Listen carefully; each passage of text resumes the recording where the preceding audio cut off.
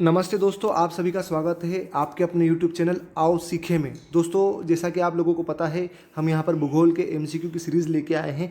यह हमारा तीसरा वीडियो है जिसमें आप अगले 30 प्रश्न पाएंगे। अगर दोस्तों आपको हमारे वीडियो अच्छे लग रहे हैं, पसंद आ रहे हैं, तो आप इसे लाइक करें, शेयर करें और अपने दोस्तों के साथ मिलकर सब्सक्राइब करें, ताकि आपका एक लाइक और आपका एक सब्सक्राइब हमें प्रोत्साहित करेगा कि हम इसी तरह के वीडियो आगे बनाते रहें। तो दोस्तों, इस सीरीज़ का पहला प्रश्न है, निम्नलिखित में से कौन सा ग्रह मानव द्वारा खोजा गया प्रथम ग्रह है। देखिए दोस्तों, यहाँ पे ऑप्शन है नेपच्यून, यूरेनस, प्लूटो या बृहस्पति। तो दोस्तों, इसका सही आंसर है यूरेनस। मानव द्वारा खोजा गया प्रथम ग्रह है यूरेनस। अगला प्रश्न है, चांद पर मानव को ले जाने वाले लॉन्चर अभियान का नाम क्या था। यहाँ पे लूनखोड़ 1, अपोलो 11, जूनियर या फिर विकिंग 1। देखिए दोस्तों, यहाँ पर जो है इसका सही आंसर है अपोलो 11। चांद पर मानव को ले जाने वाला लूनर अभियान जो था उसका नाम था अपोलो 11। चांद पर पहले पहुँचने वाले व्यक्ति का नाम था नील आर्मस्ट्रांग, जो कि अमेरिका के थे। यहाँ पे अगला प्रश्न है, ब्लू मून क्या है।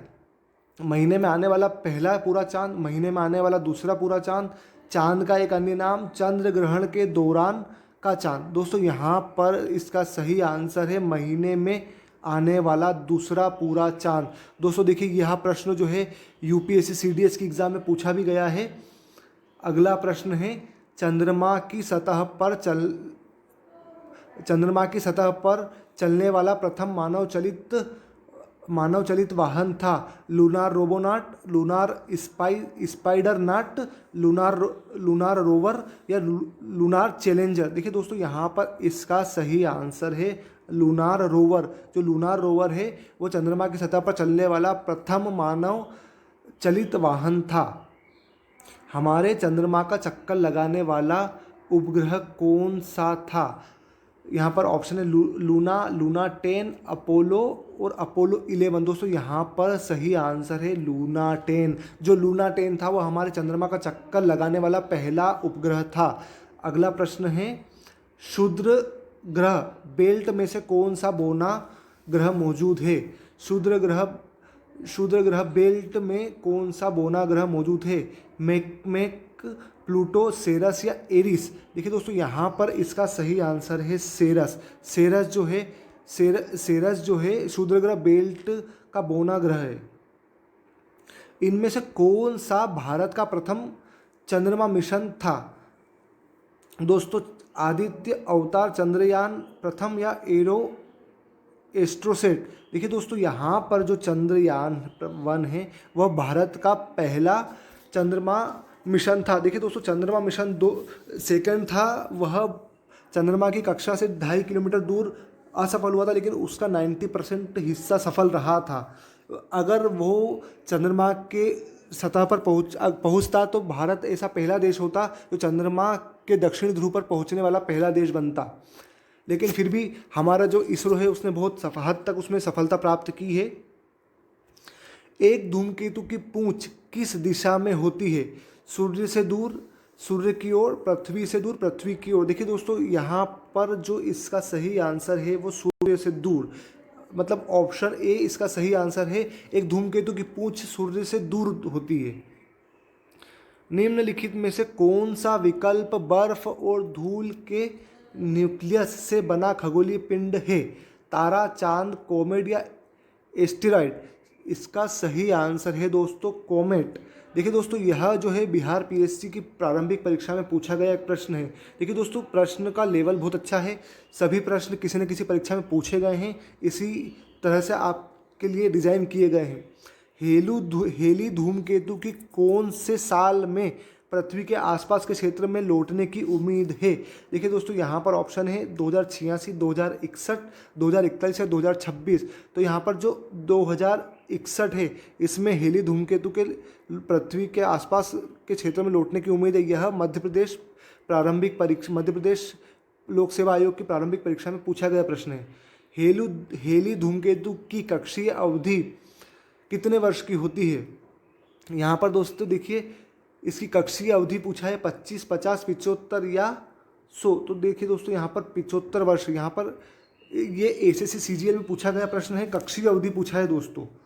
यह नहीं पूछा है कि कितने वर्ष में दिखाई देता है। अगर पूछता है कितने वर्ष में दिखाई देता है तो वो उसका उत्तर होता है 76।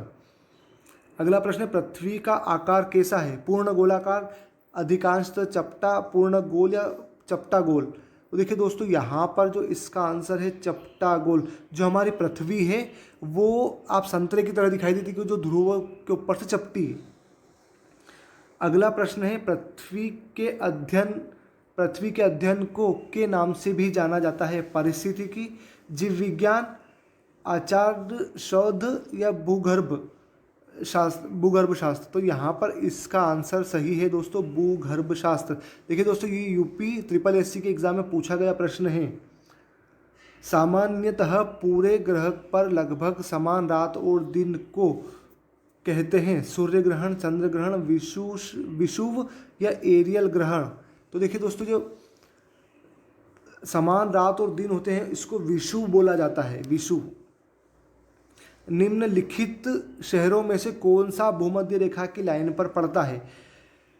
पोंटियानक, केरो, पोर्ट ब्लेयर या अदीस बाबा? तो देखिए दोस्तों, जो भूमध्य रेखा की लाइन पर पड़ने वाला शहर है वो पोंटियानक है।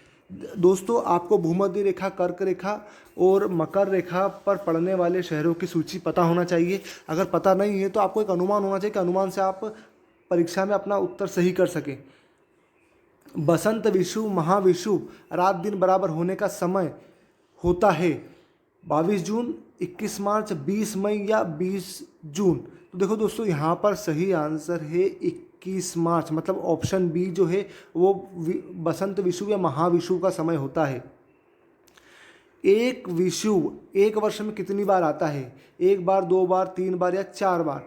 एक विषुव एक वर्ष में 2 बार आता है, मतलब पूरे वर्ष में 2 बार दिन और रात बराबर होते हैं। सबसे छोटा महाद्वीप कौन सा है?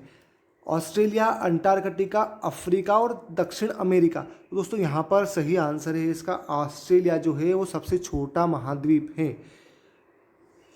शब्द विषुव संदर्भित करता है एक समान आकार, दिन और रात की समान अवधि, गर्मी और सर्दी एक समान अवधि होते हैं, मौसम एक समान अवधि के होते हैं? तो दोस्तों, यहाँ पर सही आंसर है, जैसा कि आप लोगों को पता है, दिन और रात समान अवधि में होते हैं। अगला प्रश्न है, टकलामाकन रेगिस्तान कहाँ पाया जाता है? तो दोस्तों, सऊदी अरब, नामीबिया, चीन और अमेरिका? तो इसका सही आंसर है दोस्तों चीन और मंगोलिया की जो मध्य का क्षेत्र है वहाँ पर ये टकलामाकन पाया जाता है, लेकिन इसका सही आंसर होगा चीन। एल नीनो महासागर में तापमान असामान्यता को दर्शाता है? यहाँ पर भारतीय प्रशांत, दक्षिणी और अंटार्कटिक? देखिए दोस्तों, यहाँ पर एल नीनो जो है प्रशांत महासागरीय क्षेत्र में पाया जाता है। और सर ये दोस्तों, ये जो है एक गर्म जलधारा होती है, इसे बच्चे की जलधारा या यीशु की जलधारा भी कहा जाता है। दोस्तों, एल नीनो जब प्रशांत महासागर में होती है तो भारतीय मानसून को कमज़ोर करती है, क्योंकि वो एल नीनो का जब क्षेत्र बनता है तो वहाँ पर उच्च दबाव का क्षेत्र बनता है और जो भारतीय मानसून है उसकी तरफ प्रशांत महासागर की ओर आकर्षित होता है और इंडोनेशिया और प्रशांत क्या कहते हैं दक्षिणी अमेरिका के पश्चिमी क्षेत्र में तीव्र गति से वर्षा कराता है। अफ्रीका का सबसे ऊंचा पर्वत किलिमंजारो किस देश में? तो दोस्तों, यहाँ पर ऑप्शन है तंजानिया, नाइजीरिया, घाना या दक्षिण अफ्रीका? तो दोस्तों, यहाँ पर सही ऑप्शन है तंजानिया अफ्रीका का सबसे ऊंचा पर्वत किलिमंजारो है। नीचे शब्दों के 4 युग्म दिए गए हैं जिनमें से 3 किसी न किसी प्रकार एक समान है और एक युग्म भिन्न है। कौन सा युग्म भिन्न है? Sahara, Africa, Thar, Bharat, Kalahari, America और गोबी मंगोल? दोस्तों, यहाँ पर जो है यह मरुस्थलों के नाम है और संबंधित देश सहारा अफ्रीका में है, थार भारत में है, कालाहारी अमेरिका में नहीं है और गोबी मंगोलिया में है। तो इसका सही आंसर क्या होगा दोस्तों? कालाहारी अमेरिका में नहीं है। अगला प्रश्न, दुनिया का सबसे बड़ा गैर ध्रुवीय रेगिस्तान कौन सा है? कालाहारी, गोबी, सहारा और ग्रेट ऑस्ट्रियन? तो दोस्तों, यहाँ पर सही आंसर है सहारा जो है दुनिया का सबसे बड़ा गैर ध्रुवीय रेगिस्तान है। अगला प्रश्न है, पाकिस्तान में थार रेगिस्तान से जुड़े रेगिस्तान को क्या कहा जाता है? गोबी, चेलिस्तान, सुक्कुर या मीरपुर? तो यहाँ पर सही आंसर है दोस्तों चेलिस्तान, चोलिस्तान। देखो दोस्तों ये एसएससी CHSL में पूछा भी गया है। अगला प्रश्न है, दुनिया की सबसे ऊंची चोटी कौन सी है? माउंट एवरेस्ट, अनाईमुडी, K2 या फिर माउंट आबू? दोस्तों सबसे ऊंची चोटी, दुनिया की दूसरी सबसे ऊंची चोटी K2 है। ठीक है, दुनिया की सबसे ऊंची चोटी माउंट एवरेस्ट है।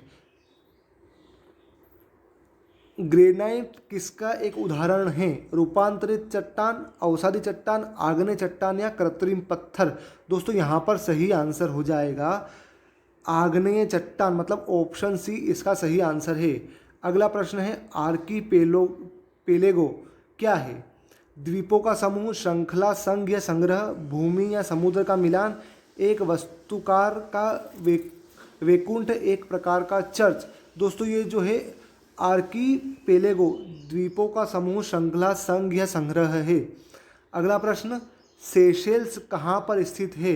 हिंद महासागर, प्रशांत महासागर, अटलांटिक महासागर या दक्षिणी महासागर? तो दोस्तों सही आंसर है हिंद महासागर में स्थित है सेशेल्स। अगला प्रश्न है दोस्तों, और ये हमारी वीडियो का अंतिम प्रश्न है, निम्नलिखित में से कौन सा भारतीय शहर निम्नतम भूकंपीय क्षेत्र में है? श्रीनगर, रायपुर, दिल्ली या देहरादून? तो दोस्तों इसका सही आंसर है दोस्तों रायपुर। निम्नलिखित में से कौन सा भारतीय शहर निम्नतम भूकंपीय क्षेत्र में है? ठीक है सर दोस्तों, यह था हमारा 30 प्रश्नों की वीडियो पूरा हुआ। दोस्तों अगर आपको हमारा प्रयास अच्छा लगता है तो आप हमारा वीडियो को लाइक करें, शेयर करें और सब्सक्राइब करें तथा अपने दोस्तों को भी सब्सक्राइब करने के लिए बोलें। आपका एक छोटा सा प्रयास हमें प्रोत्साहित कर देगा ताकि हम इस तरह के वीडियो आपके बीच लाते रहेंगे। धन्यवाद दोस्तों।